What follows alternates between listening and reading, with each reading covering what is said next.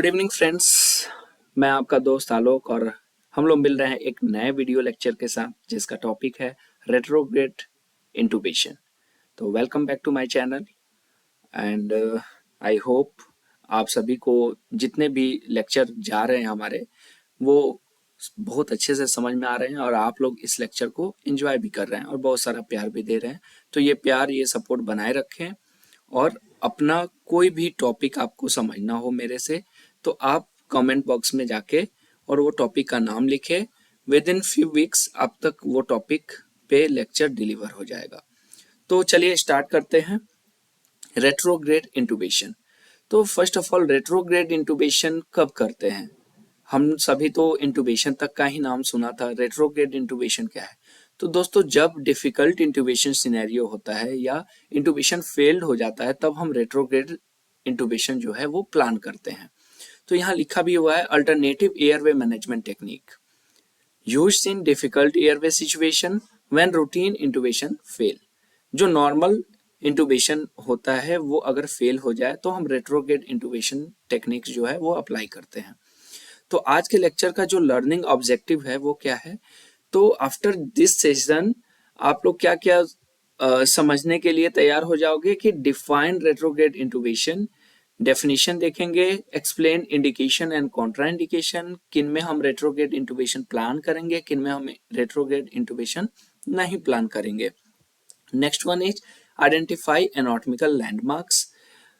Next one describe step by step procedure and list advantages, disadvantages, complications of retrograde intubation and answer exam oriented question confidently। तो मैं कुछ questions भी आपको last में put करूंगा और उन क्वेश्चंस के आंसर आपको कमेंट बॉक्स में देने होंगे।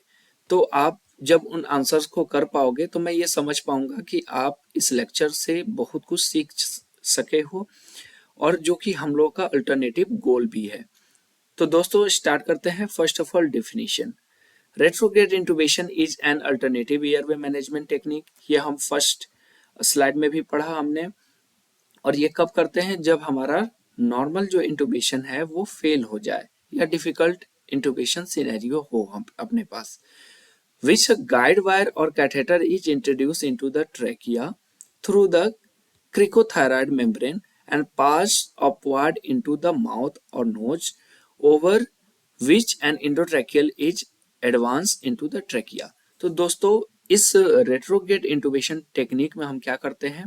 तो जो हमारा क्रिकोथायरॉयड मेम्ब्रेन होता है, आपने क्रिकोइड कार्टिलेज के बारे में सुना हुआ है और थायराइड के बारे में सुना हुआ है। इन के बीच एक मेम्ब्रेन पाया जाता है जो हम आगे आपको डायग्राम में दिखाएंगे और समझाएंगे। उनके थ्रू हम क्या करते हैं? पहले हम नीडल इंसर्ट करते हैं और उस नीडल के थ्रू हम क्या करते हैं? गाइड वायर इंसर्ट करते हैं और उस गाइड वायर के फैसिलिटेशन से हम क्या करते हैं? ट्यूब को जो है वो ट्रैकिया में इंसर्ट कर देते हैं। देखेंगे कैसे।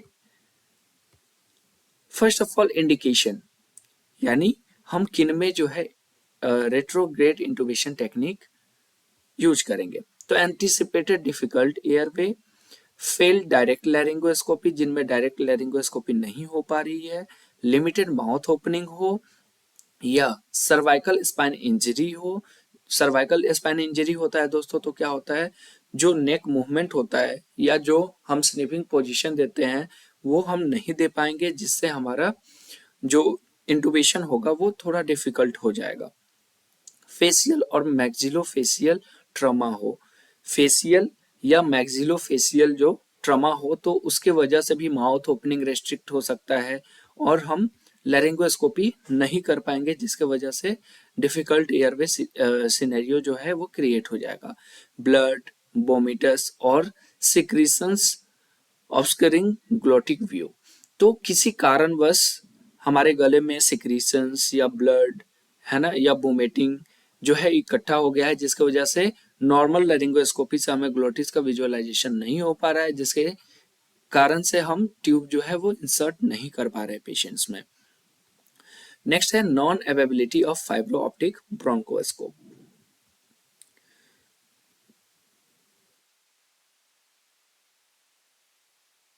कॉन्ट्राइंडिकेशन क्या है दोस्तों, तो सीवियर लैरिंजियल और ट्रैकियल ट्रॉमा हो।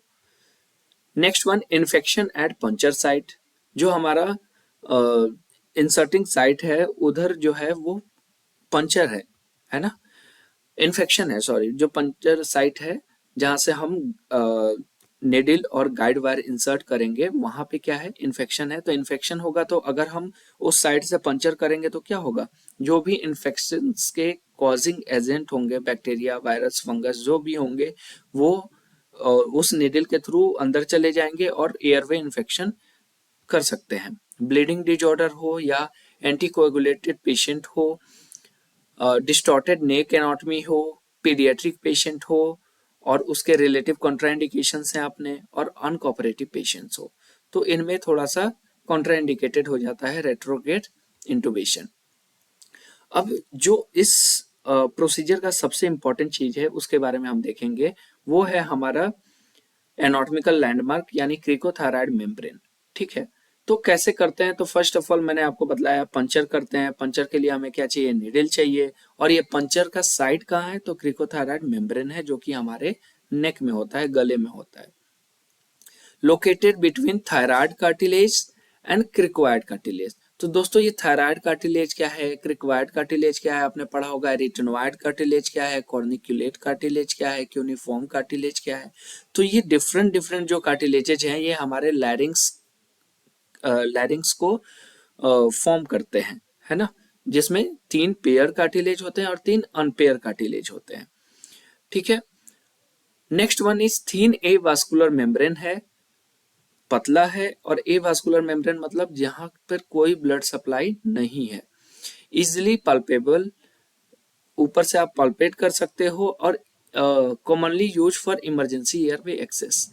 तो कभी भी इमरजेंसी एयरवे एक्सेस लेना हो तो इस साइट का हम उपयोग करते हैं।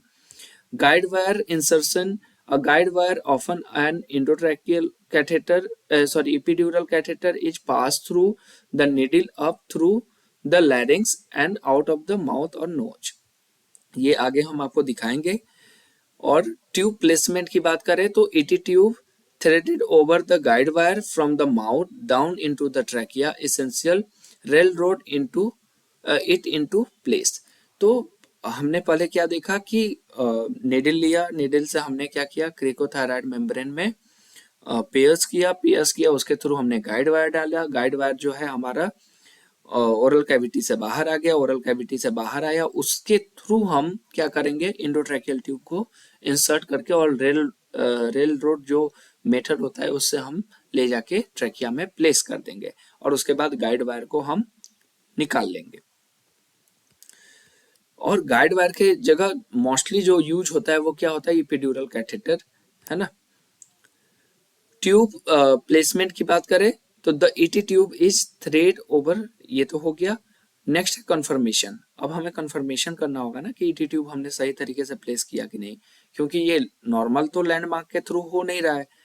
Correct placement is confirm by listening for equal breath sound and capnography, जो हमारा कैप्नोग्राफी इंटुबेशन के लिए करते हैं, उसके लिए। अब हम देखेंगे यहाँ पे जितने भी कार्टिलेजेस के मैंने नाम लिए, epiglottis, thyroid cartilage, arytenoid cartilage, cricoid cartilage, corniculate cartilage, तो मैंने दोस्तों आपको बतलाया कि 3 पेयर्ड कार्टिलेज होते हैं और 3 अनपेयर कार्टिलेज होते हैं।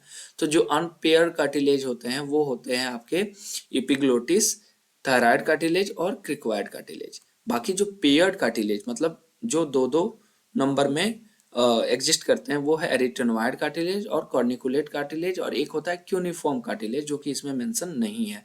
ये इन्हीं चीजों को मेंशन किया है जो यहाँ पे आपको सामने से एंटेरियर व्यू और पोस्टेरियर व्यू के द्वारा आपको दिख रहा है। तो दोस्तों ये है अपना क्रिकोइड कार्टिलेज, और ये है थायराइड कार्टिलेज, और ये है क्रिकोथायराइड मेम्ब्रेन, है ना। क्या है, क्रिकोथायराइड मेम्ब्रेन, और यही इसका पोस्टेरियर व्यू है ना। ये थायराइड कार्टिलेज, ये क्रिकोइड कार्टिलेज। नेक्स्ट यहाँ पे आप अच्छे तरीके से समझ सकते हो। तो दोस्तों यहाँ पे आप देख रहे हो इपिग्लोटिस से ऊपर, और उसके बाद हवाइड बोन जिससे टंग जो है अपना बेस ऑफ टंग जो है अटैच होता है, और ये आपका थायराइड कार्टिलेज, ये आपका क्रिकोइड कार्टिलेज जो पीछे भी आप डायग्राम में देख के आ रहे हो, और ये आपका ए वास्कुलर मेम्ब्रेन है जिसको हम बोल रहे हैं क्रिकोथायराइड मेम्ब्रेन, और इसी के थ्रू हमें नीडल को क्या करना है, इंसर्ट करना है, और उस नीडल के थ्रू हमें कैथेटर को इंसर्ट करना है और हमारे ईटी ट्यूब को प्लेस करना है। नेक्स्ट है व्हेन इट इज यूज्ड, कब हम यूज करेंगे इसका। तो फेशियल ट्रमा और ब्लीडिंग ये सब हम पढ़ चुके हैं। व्हेन द माउथ और नोज इज ऑब्स्ट्रक्टेड, मतलब इधर से हम ईटी ट्यूब नहीं डाल सकते, तब हम क्या करेंगे, रेट्रोग्रेड इंटुबेशन या क्रिकोथायराइड अप्रोच को हम यूज करेंगे। लिमिटेड नेक मूवमेंट हो, सर्वाइकल स्पाइन फ्रैक्चर हो, एंकाइलोसिस हो, है ना, जॉ स्पाइन स्टिफनेस हो, सर्वाइकल स्पाइन इमोबिलाइजेशन हो या फ्रैक्चर हो, अपर एयरवे ऑब्स्ट्रक्शन हो या मासेज हो, फेल एक्सटेंडर इंटुबेशन अटेम्प्ट हो, है ना, तो रेस्क्यू टेक्निक के तौर पे हम इसे यूज करेंगे। अब रेट्रोग्रेड जो इंटुबेशन किट होता है उसमें क्या क्या होता है, तो दोस्तों आप ये देख सकते हो, रेट्रोग्रेड इंटुबेशन किट है आपका, और यहाँ पे दिखाया गया है कि क्रिकोथायराइड मेम्ब्रेन से ये गाइड वायर जो आपका गया है, और ये गाइड वायर जो है वो किधर से डाला गया है, ऊपर में जब वो ओरल कैविटी से बाहर आया है तो हमने जो हमारे ट्यूब का मर्फी आई होता है, उस मर्फी आई के थ्रू हम कैथेटर को बाहर निकाले हैं, और उसके थ्रू से हम क्या कर रहे हैं, इसको प्लेस कर रहे हैं अंदर की ओर, ठीक है। और बाद में एक बार जब हमारा इंडोट्रैकियल ट्यूब प्लेस हो जाए तब हम क्या करेंगे, कैथेटर को बाहर निकाल लेंगे। नेक्स्ट है इक्विपमेंट रिक्वायर्ड। इस प्रोसीजर के लिए क्या क्या इक्विपमेंट रिक्वायर्ड होते हैं, तो स्टेराइल ग्लव्स जो कि हर एक प्रोसीजर के लिए चाहिए, और एंटीसेप्टिक सॉल्यूशन चाहिए क्योंकि यहाँ पे आपको प्रिपरेशंस करने होंगे, और लोकल एनेस्थेटिक 2% चाहिए, लिग्नोकेन, है ना, 16 to 18 गॉज नेडल चाहिए, या आईवी कैनुला आप ले सकते हो और उसके थ्रू क्या कर सकते हो, कैथेटर गाइड वायर डाल सकते हो, और सिरिंज विथ सलाइन, और गाइड वायर या इपिड्यूरल कैथेटर। गाइड वायर नहीं रहेगा तो इपिड्यूरल कैथेटर भी हम लोग यूज करते हैं, और एंडोट्रैकियल ट्यूब एप्रोप्रिएट साइज, आपको पता ही होगा कि मेल के लिए क्या साइज चाहिए और फीमेल के लिए क्या स्टैंडर्ड साइज चाहिए, है ना, मैगिल फोर्सेप, और ऑक्सीजन सोर्स और सक्शन। तो यहाँ दोस्तों आप देख सकते हो इमेज, ये है आपका मैगिल फोर्सेप और ये है आपका इपिड्यूरल सेट, यानी इसमें का इपिड्यूरल कैथेटर जो है वो हमें चाहिए एज ए गाइड वायर। ये आप देख सकते हो यहाँ पे हमने गाइड वायर इंसर्ट किया है और गाइड वायर को बाहर निकाला है, फिर इसी गाइड वायर के हुक को हमने क्या किया, मर्फी आई में लगाया है, और फिर हम मर्फी आई जो हमारे इंडोट्रैकियल ट्यूब में होता है उसको हम लेके और ईटी ट्यूब को प्लेस करने का यहाँ पे प्रयास कर रहे हैं। तो ये दोनों डायग्राम्स आप देख सकते हो। Next one, 16 to 18 gauge needle या कैनुला, तो मैंने यहाँ पे जनरली आईवी कैनुला का लगा दिया है, 26 गॉज, 24, है ना, कलर कोडिंग आप जानते होगे, पर्पस ऑफ यूज जानते होगे, और ये पार्ट्स ऑफ कैनुला है ना जिनको देखना होगा या रिवीजन करना होगा, इसके लिए मैंने लगा दिया है।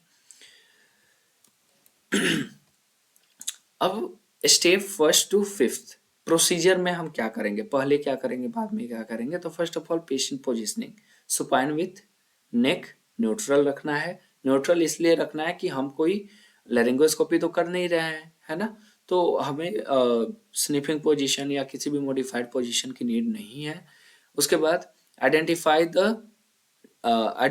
एंड डिसइंफेक्ट क्रिकोथायराइड मेम्ब्रेन, जो उसका सुपरफिशियल ये होगा वहाँ पे आप क्या करोगे, जनरल प्रिपरेशंस करोगे ताकि डिसइंफेक्ट एसेप्टिक सॉल्यूशन लगाओगे और वो सारी चीज़ें आप प्रिपेयर करोगे ताकि उधर से हम क्या कर सके, निडल इंसर्ट कर सके। इनफिल्ट्रेट लोकल एनेस्थेटिक, जो भी 2% लिग्नोकेन है वो उसको इनफिल्ट्रेट करोगे ताकि पेशेंट का कोई रिएक्शन ना आए बाद में और कोई पेन ना हो।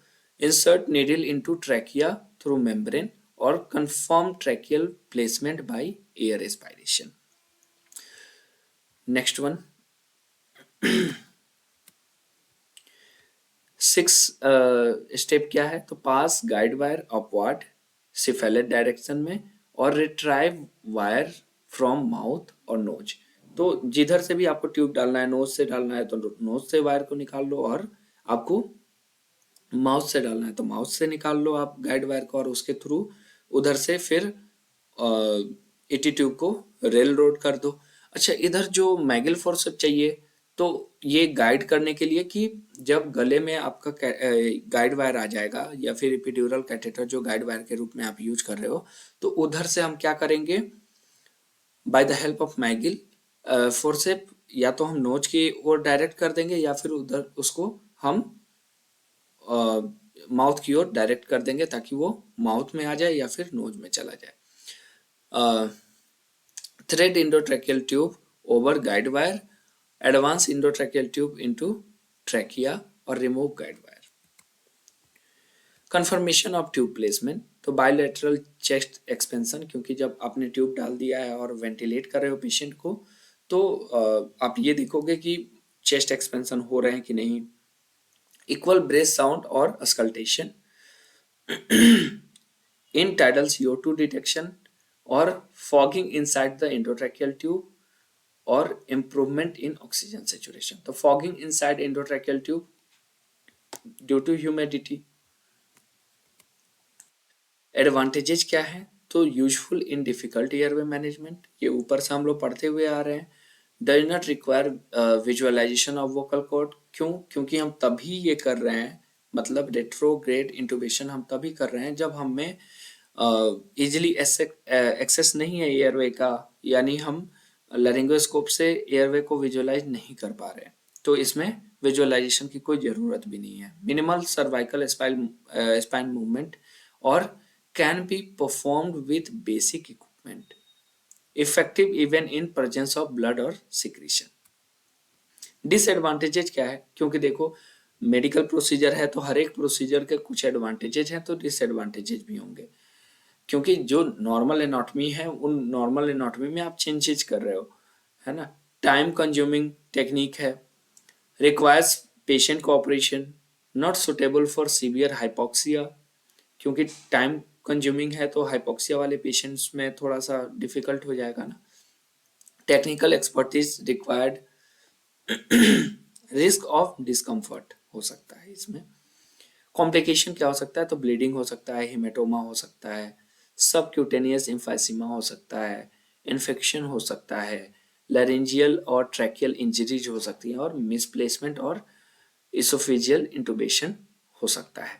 तो सबक्यूटेनियस इम्फाइसीमा क्यों होगा, क्योंकि एयर जो है वो सबक्यूटेनियस स्पेस में जमा हो सकता है, उसके वजह से इम्फाइसीमा कर सकता है। मिसप्लेसमेंट या इसोफेजियल इंटुबेशन हो सकता है, तो इसको आपको करेक्ट करना है। तो बाद में आप क्या करते हो, जो बायलैटरल चेस्ट एक्सपेंशन देखते हो, ETCO2 देखते हो, तो उससे आपको पता चल जाएगा। नेक्स्ट है कंपैरिजन विद फाइबर ऑप्टिक इंटुबेशन। तो रेट्रोग्रेड इंटुबेशन और फाइबर ऑप्टिक इंटुबेशन में, फाइबर ऑप्टिक जो ब्रोंकोस्कोप आप यूज करते हो, इन दोनों में क्या डिफरेंस होता है। तो रेट्रोग्रेड इंटुबेशन लो कॉस्ट होता है, क्योंकि उसमें फाइबर ऑप्टिक ब्रोंकोस्कोपी की जरूरत नहीं होती है, विजुअलाइजेशन की कोई जरूरत नहीं होती है, works in blood and secretion. Fibre optic में एक्सपेंसिव होता है, डायरेक्ट विजुअलाइजेशन होता है वोकल कॉर्ड का, और डिफिकल्ट विथ ब्लड। एग्जाम्पल्स क्या है, तो एंट्री साइट क्या है, आपको याद रखना है क्रिकोथायरॉयड मेम्ब्रेन। जब भी रेट्रोग्रेड इंटुबेशन की बात है तो आप क्रिकोथायरॉयड मेम्ब्रेन को याद करोगे। ये एक ए वास्कुलर मेम्ब्रेन है, मतलब जिधर कोई ब्लड सप्लाई नहीं है, और ये किसको जोड़ रहा है, तो ये थायराइड कार्टिलेज से क्रिकोइड कार्टिलेज को जोड़ रहा है, ठीक है। डायरेक्शन ऑफ वायर किधर होना चाहिए, तो ट्रैकिया से माउथ की ओर होना चाहिए, ना कि माउथ से ट्रैकिया की ओर, क्योंकि हम जब ये तब की बात बोली जा रही है जब हम वायर को, या गाइड वायर जिसको बोलते हैं, गाइड वायर को प्लेस कर रहे हैं, तो ट्रैकिया से माउथ की ओर प्लेस करना है और फिर उधर से एटी ट्यूब को रेल रोड करके और हमें ट्रैकिया में लाके छोड़ देना है। इंडिकेशन, तो डिफिकल्ट एयरवे असेसमेंट हो तब, और alternative to fibre optic intubation, not a routine intubation method.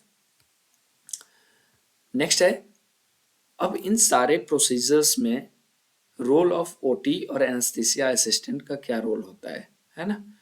तो ऑपरेशन थिएटर और एनेस्थीसिया असिस्टेंट का रोल क्या है, तो first of all prepare sterile airway tray, है ना, assist anaesthesiologist, monitor vitals continuously, maintain oxygenation observe for complications और proper documentation. तो दोस्तों आपके लिए मैं एक क्वेश्चन छोड़े जा रहा हूँ। आपको ये बतलाना है कि 3 जो पेयर कार्टिलेज थे हमारे लैरिंक्स के, उनके नाम आपको बिना स्लाइड को फिर से या वीडियो को फिर से स्क्रॉल किए आपको हमारे उसमें चैट बॉक्स में डालना है। और अगर ये सक्सेसफुली आप डाल पाओगे तो यानी आपने वीडियो को एंजॉय किया है और अच्छे से देखा है। Thank you for today.